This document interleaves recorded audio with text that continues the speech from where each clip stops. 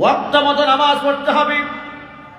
নামাজের ওয়াক্ত হয়ে গেল, সলাতু ইদা আনাত, নামাজে বিলম্ব করবে না। 2 নাম্বার, ওয়াল জানাজাতু ইদা হাদারাত, জানাজার নামাজ হাজির হয়েছে, জানাজা বিলম্ব করা যাবে না।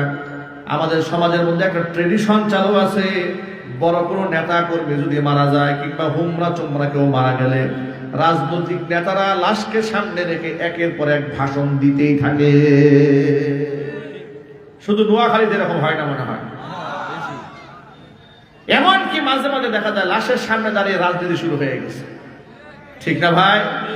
ওখানে গিয়েও রাজনীতি না, এগুলো করা যাবে না। ওয়াল জানাজাতু ইদা হাদারাত, জানাজা উপস্থিত হয়েছে, কাল বিলম্ব নয়, দ্রুত জানাজা শেষ করে তারা কবর মারফত করে। এটা 2 নাম্বার।